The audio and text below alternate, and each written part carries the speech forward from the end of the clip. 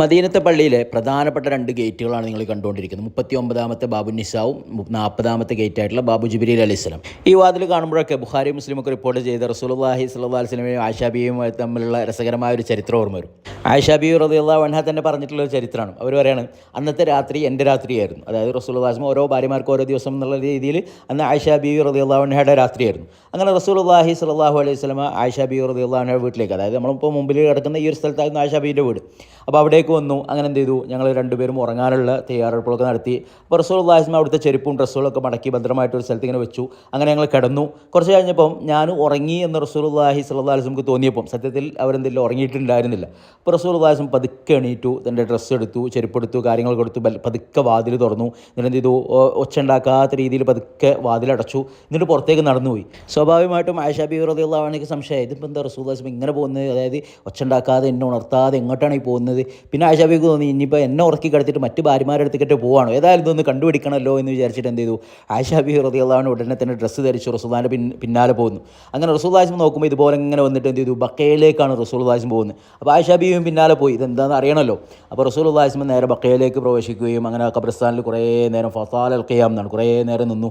പിന്നീട് 3 പ്രാവശ്യം കൈ ഉയർത്തി ദുആ ചെയ്തു. അപ്പോൾ ആയിഷ ബീവി ഇങ്ങനെ കാത്തുക്കുക, ഇത് കഴിഞ്ഞിട്ട് ഞങ്ങോട്ടായിരിക്കും എന്നുള്ള രീതിയിൽ. പിന്നീട് കുറച്ച് കഴിഞ്ഞ സമയത്ത് റസൂലുള്ളാഹി സ്വല്ലല്ലാഹു അലൈഹി വസല്ലം അവിടുന്ന് തിരിഞ്ഞ് എന്ത് ചെയ്തു, റസൂലുള്ളാഹിൻ്റെ പള്ളിയിലേക്ക് അല്ലെങ്കിൽ ആയിഷ ബീവിൻ്റെ വീട്ടിലേക്ക് തന്നെ തിരിച്ച് നടക്കാൻ തുടങ്ങി. അപ്പോൾ ആയിഷ ബീവി എന്ത് ചെയ്തു, മറ്റൊരു ഭാഗത്ത് കൂടി നേരെ വീട്ടിലേക്ക് തന്നെ തിരിച്ച് നടക്കാൻ തുടങ്ങിയതാണ്. പിന്നെ നോക്കുമ്പോൾ റസൂലുള്ളാഹി സ്പീഡ് കൂട്ടുന്നുണ്ട്, നടത്തം കുറച്ച് സ്പീഡ് കൂട്ടി. അപ്പോൾ ആയിഷ ബീവി എന്ത് ചെയ്തു, സ്പീഡ് കൂട്ടി. പിന്നെ റസൂലുള്ളാഹി എന്ത് ചെയ്തു, കുറച്ചുകൂടി സ്പീഡ് കൂട്ടി. അപ്പോൾ ആയിഷ ബീവി ഓടാൻ തുടങ്ങിയതാണ്.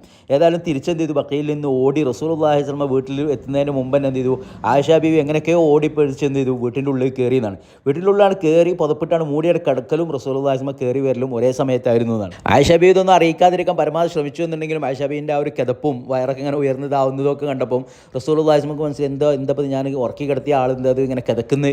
അപ്പോൾ ചോദിച്ചു, മാലയ്ക്ക് ആയിഷ്, അതായത് വളരെ സ്നേഹത്തോടുള്ള വിളിയാട്ടോ, ആയിഷ എന്നല്ല ആയിഷ് എന്ന് തന്നെയാണ് ഹദീസിലുള്ള ആ ഒരു പ്രയോഗം. മാലയ്ക്ക് ആയിഷ്, എന്ത് പറ്റിയ ആയിഷ്, എന്താണ് ഇങ്ങനെ കിതക്കുന്നത്. അപ്പോൾ ആയിഷ ബീവിക്ക് ഇപ്പോൾ അത് പറയാൻ പറ്റില്ലോ, ഞങ്ങളെ പിന്തുടർന്ന് വന്നു, തെറ്റിദ്ധരിച്ചു എന്നൊന്നും. അപ്പോൾ അവർ പറഞ്ഞില്ല, ഒന്നുമില്ല, ഞാൻ സംഭവിച്ചിട്ടൊന്നുമില്ല. അപ്പോൾ റസൂലുള്ളാഹി സ്വല്ലല്ലാഹു അലൈഹി വസല്ലം തുഖ്ബിരീനി ഔ യുഖ്ബിറന്ന ലത്തീഫുൽ ഖബീർ, ഒന്നുകിൽ നീ എന്നോട് പറഞ്ഞു തരാം, അല്ലെങ്കിൽ എനിക്ക് അറിയാനെന്നിട്ട് മറ്റു മാർഗ്ഗങ്ങളുണ്ട്, അതായത് അല്ലാഹു സുബ്ഹാനഹു വ തആല എനിക്ക് അറിയിച്ചു തരും എന്നുള്ള രീതി പറഞ്ഞു. അപ്പോൾ ആയിഷ ബീവിക്ക് പറഞ്ഞു കൊടുത്താലും ഇല്ലെങ്കിലൊക്കെ റസൂലുള്ളാഹിക്ക് മനസ്സിലാവും. അങ്ങനെ റസൂലുള്ളാഹിനോട് അബി അൻത ഉമ്മി യാ റസൂലല്ലാഹ്, അങ്ങനെ എന്ത് ചെയ്തു, ഫഖ്ബർതുഹു, ആ കാര്യങ്ങളൊക്കെ എന്ത് ചെയ്തു, ഞാൻ പറഞ്ഞു കൊടുത്തു. അങ്ങനെ റസൂലുള്ളാഹിനെ തെറ്റിദ്ധരിച്ചതും പിന്നാലെ പോകുന്നതും ബക്കയിൽ വന്നതും തിരിച്ചോടിയതൊക്കെ. അപ്പോൾ റസൂലുള്ളാഹി സ്വല്ലല്ലാഹു അലൈഹി വസല്ലം ചോദിക്കുന്നുണ്ട്, ഫാൻതി സവാദല്ലദീ റഅയ്തു അമാമി, അപ്പോൾ നീ ആയിരുന്നല്ലോ എൻ്റെ മുമ്പിൽ ആ ഓടിയിരുന്ന ആ കറുത്ത രൂപം. അപ്പോൾ ആയിഷ ബീവി റളിയല്ലാഹു അൻഹ പറഞ്ഞു, നഅം, അത് ഞാൻ തന്നെ ആയിരുന്നു. അപ്പോൾ റസൂലുള്ളാഹി സ്വല്ലല്ലാഹു അലൈഹി വസല്ലം ഫലഹദനി ഫി സദ്രി, അതായത് എൻ്റെ നെഞ്ചത്ത് ഇങ്ങനെ വേദന ആകുന്ന രീതിയിൽ ഇങ്ങനെ അടിച്ചിട്ട് എന്നോട് ചോദിച്ചു, അല്ലാഹു യഹീഫല്ലാഹു അലൈകി വറസൂലു, അല്ലാഹും അവൻ്റെ റസൂലൊക്കെ നിന്നോട് വഞ്ചന കാണിക്കും, അല്ലെങ്കിൽ നിൻ്റെ ദിവസം മറ്റൊരാൾക്ക് ഇങ്ങനെ മറ്റൊരാളുടെ അടുത്ത് പോകും എന്നൊക്കെ നീ കരുതുന്നുണ്ടോ. അപ്പോൾ ആയിഷ ബീവി റളിയല്ലാഹു അൻഹ പറഞ്ഞു, മഹ്മാ യക്തുമുൻ നാസു യഅലമുല്ലാഹ്, അതായത് അള്ളാഹ്ക്കല്ലേ അറിയുള്ളൂ, അതായത് മനസ്സിലുള്ള കാര്യങ്ങൾ അള്ളാഹ്ക്കല്ലേ അറിയുള്ളൂ എന്നുള്ള രീതിയിൽ പറയുകയും.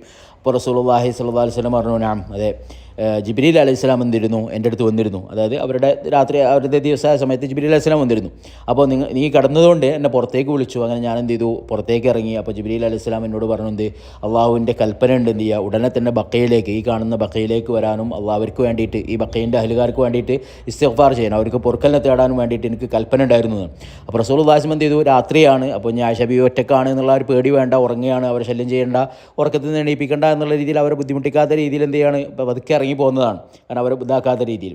അപ്പോൾ ഉടനെ തന്നെ ആയിഷ ബീവി റളിയല്ലാഹു അൻഹ പറയുന്നുണ്ട്, യാ റസൂലുള്ളാഹ് കൈഫ അഖൂലു ലഹും യാ റസൂലുള്ളാഹ്, അതായത് അഥവാ ഞാൻ ബക്കയിലേക്ക് പോയാൽ എങ്ങനെയാണ് അവർക്ക് വേണ്ടി സലാം പറയണമെങ്കിൽ എങ്ങനെയാണ് അവരോട് ഇതാവേണ്ടത്.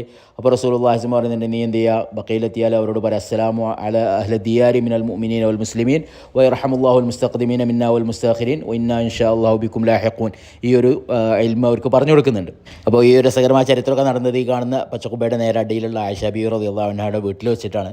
അതുപോലെ തന്നെ ഈ കാണുന്നതാണ് ബാബു ജിബ്രീൽ അലൈഹിസ്സലാം എന്ന് പറയുന്നത്. പലപ്പോഴും ജിബ്രീൽ അലൈഹിസ്സലാം ഈ ഒരു ഭാഗത്ത് കൂടെ ആയിരുന്നു റസൂലുള്ളാഹി സ്വല്ലല്ലാഹു അലൈഹി വസല്ലമയുടെ അടുത്ത് വരാറുണ്ടായിരുന്നു. അതുകൊണ്ടാണ് അത്ര ഈ വാതിലിന് ആ ഒരു പേര് കിട്ടിയത് എന്നൊക്കെ പറയാറുണ്ട്.